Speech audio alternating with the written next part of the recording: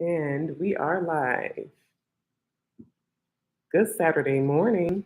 Good Saturday to you. I am coming on. My name is Crystal Turner with Miss Lee Magnificent. This is my mental garden series that I'm doing as I'm leading up to a program that I'll be launching on July the 22nd. It is Sacred Circle 6 week program. And the Sacred Circle 6 week program is about really addressing healing and starting that road and journey into healing from the stressful and harmful, challenging experiences that you've had in your past, especially coming from childhood. So I am Crystal Turner. I am a psychiatric nurse practitioner who has gone holistic, meaning that I understand Western medicine as it pertains to psychiatry and our mental health, but I also go beyond that to understand other modalities that we can incorporate into the healing process for ourselves, the strengthening our mind in terms of how we use our mind as a tool, because oftentimes our mind is using us, especially after we've experienced and endured really challenging experiences. So, my mental garden today, I want you to put in the comment section what seeds you're planting, because it's a garden and what we plant grows. For many, and for myself in my past, I planted a lot of fear, and I grew and it grew and it grew all around me in my life. But we can be intentional in terms of deciding what we want to grow in our life. And so for me, I am planting seeds of empowerment, self love, and self esteem. That's what my mental garden is planting: seeds of empowerment, self love, and self esteem. And that might change because I think on that often, but it is these things that I truly want to see grow in my life. It's the things I would want to see grow in your life. But more than what I would want to see grow in your life, I would want you to put in the comment section, what do you want to see grow in your life? What seeds are you planting in your mental garden so that you can see that more abundantly in your life?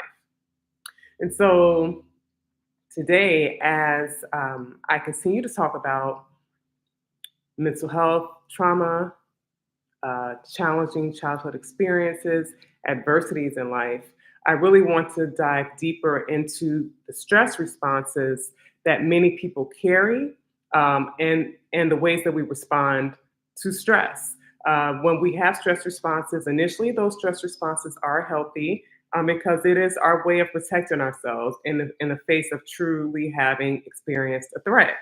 So that is what we see as a stress response. The thing, though, is that when we are enduring stressful events ongoing or these issues are not being resolved, they're really impacting us and it's sticking with us, then those stress responses can develop more into trauma responses. And oftentimes we express ourselves from a lens of a trauma response is more so when we feel we have a perceived sense of trauma, or we have a perceived sense of danger that may not actually be occurring, but we're responding in that because we're still dealing with trauma that's not been healed.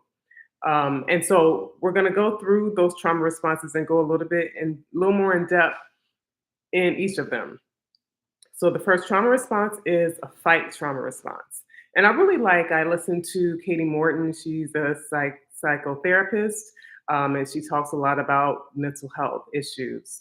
And she made the analogy of a young boy who he wanted to scare his brother. He thought it was funny. Somewhere he saw that happen and he thought it was hilarious. And he said, okay, I'm going to try this on my brother when I go home.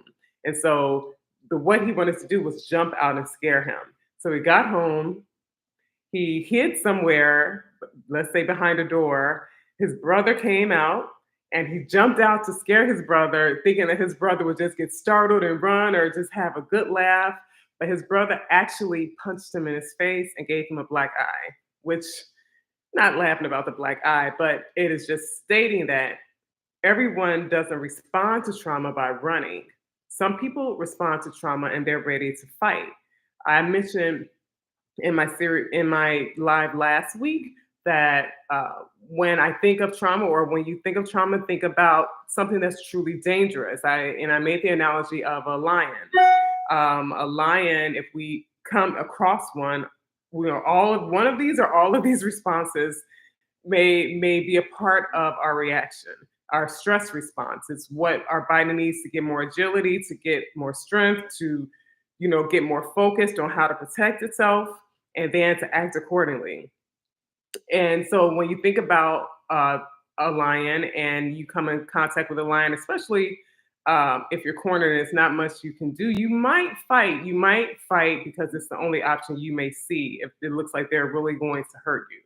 And, that can look like being aggressive. When we're dealing with the stress response and we're in the true face of danger, then yes, we will look at that and we will do what we need to do to protect ourselves. And that can be fighting, that can be punching, that could just be going all out to protect yourself in that moment so that you can survive.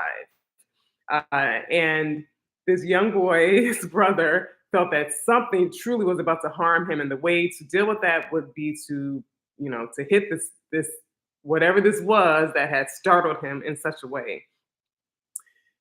When you think though about how we can carry this into adulthood, as a way of coping with stress, as a way of coping with our trauma. Some people carry that fight in them. And so things that seem threatening, if it's relationships, if it's conversations, um,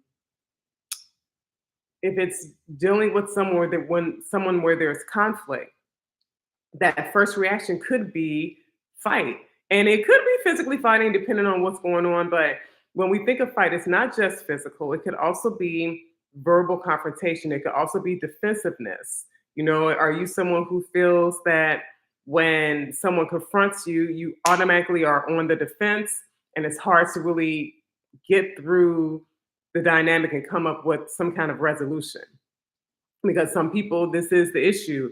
Many people who have a fight response can have a lot of conflict or struggle in the relationships. It can be stressful because it can be it can be very heated when it comes to relationships when things aren't going a person's way. If you're someone who deals with that, things may not go your way and you may go from 0 to 10 in terms of how you respond to that. So let me know if that's you.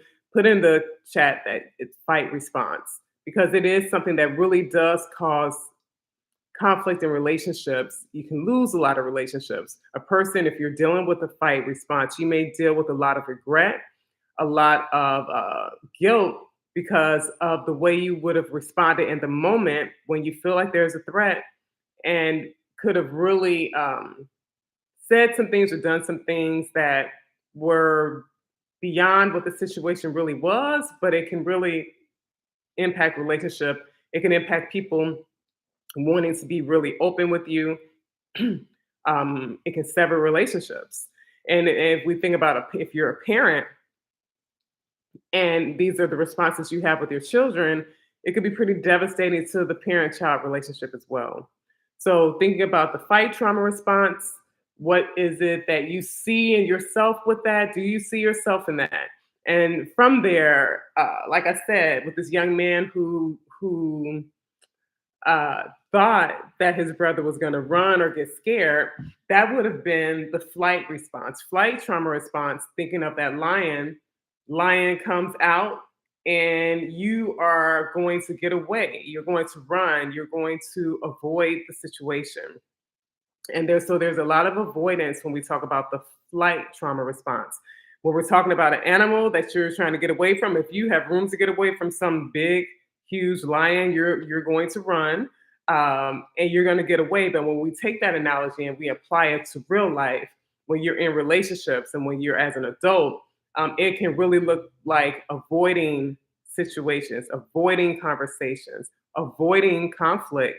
It could be running in the other direction of your responsibilities because you may view some kind of perceived threat with the dynamics or the things that needs to get done.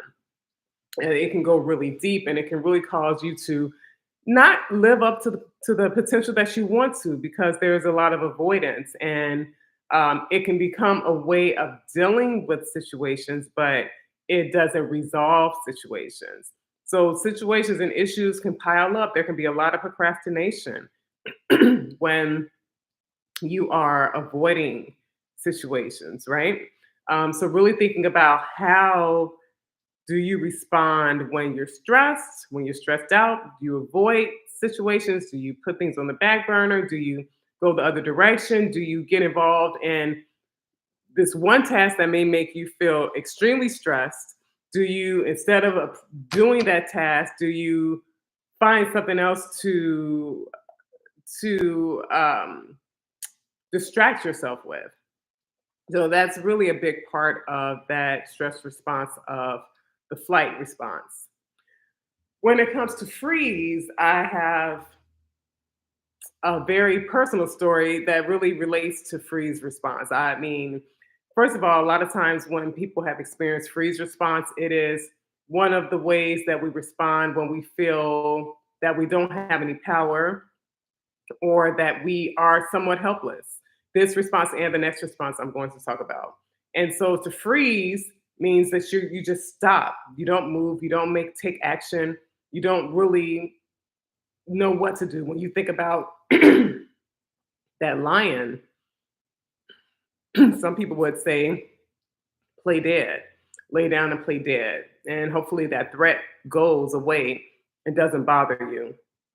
But when we apply that to our real life, it looks very different, right? It can literally look very different. And as children, especially when you're dealing with some type of high levels of stress, you can freeze because you don't have another option.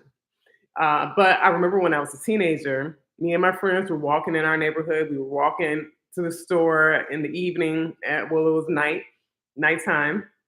And as we were walking home, these guys pulled up in this car alongside of us.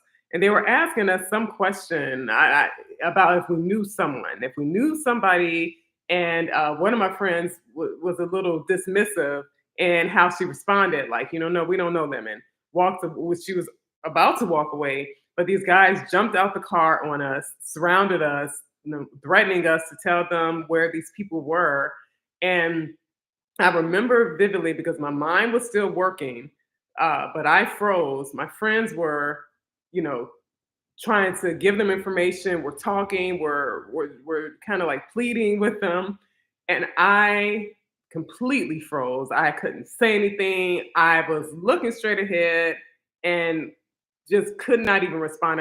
Couldn't even look at them. I just was looking straight ahead, and I remember them being in my face, yelling for me to say something and to tell them something, and I could not do a thing. I was completely frozen, even though my mind was working and I could see how things are playing out all around me. I could hear them, but I froze.